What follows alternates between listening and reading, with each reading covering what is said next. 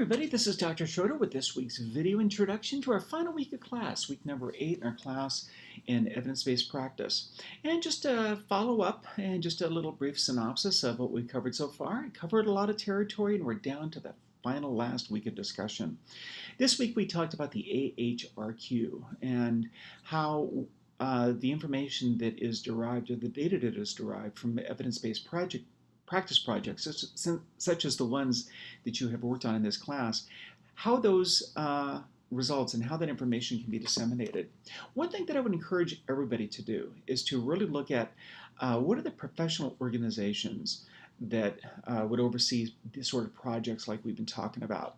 Some of you chose projects that are in the real world very needed, but they'd be rather costly. For example, if you have a fall protocol, or for, doing fall precautions, and they have to buy bed alarms for everybody, or if you're doing some sort of an intervention where you're providing a new education program. It sounds easy, like all you have to do is just slap together some new education program and put it out there, but really it's very time consuming. It takes a lot of resources, takes a lot of software sometimes, and so developing grant writing skills or getting grants for those kind of projects is very important, and in the real world is something that we do quite a bit of. So that's something that you want to keep in mind. Also, presenting at conferences, publishing your data results in professional journals and nursing journals and healthcare journals. That's another really good way to disseminate information.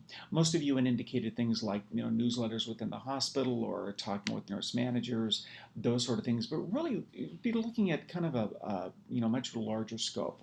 How can you make your results part of the overall nursing literature, part of the overall nursing research scheme? And but overall, very good discussions. Also, in this week, I had reviewed everybody's evidence-based practice projects.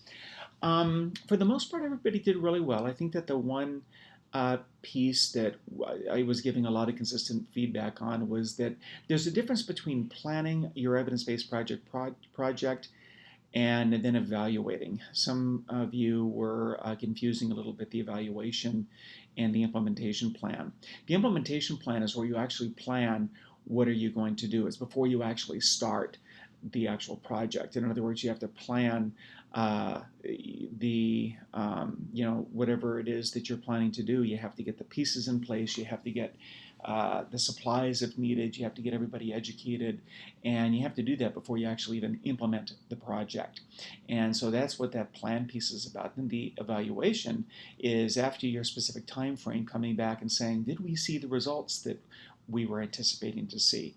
And did the data show that we did have the desired results, that what we thought was going to happen actually did happen, and that we can say that it was successful or not successful, and not successful, coming back and reassessing.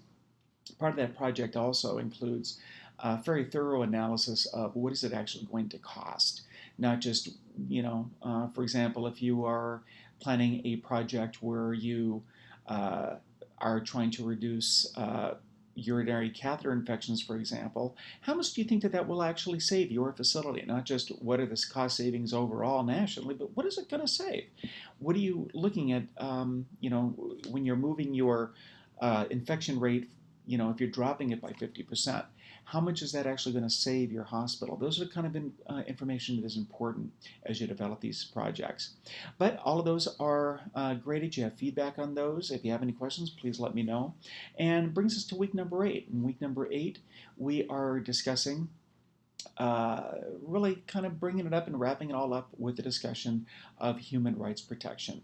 And you'll see some information on the Belmont report and the Tuskegee study, and these are really seminal reports and seminal issues because protecting individuals' rights, protecting subjects' rights is very important. And so we'll finish up our week's discussion and finish up the class with a discussion of human rights and protecting human rights.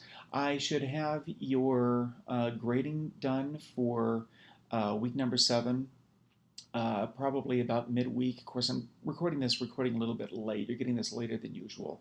I would anticipate that I should have the grading completed by Wednesday for week number 7. And then week number 8, notice that there is a different due date. Everything has to be finished up by Friday. So please review the dates when your initial discussion response and your responses to peers are due, because I plan on having all the final grades submitted and completed on Friday. Again, if you have any questions, I look forward to answering them for you. This is probably going to be the last time that you're actually going to see me on video, so it's been my pleasure to serve as your instructor. I wish you well as you continue on your nursing journey. Let me know if you have any questions, either now or in the future, and I look forward to seeing you in class.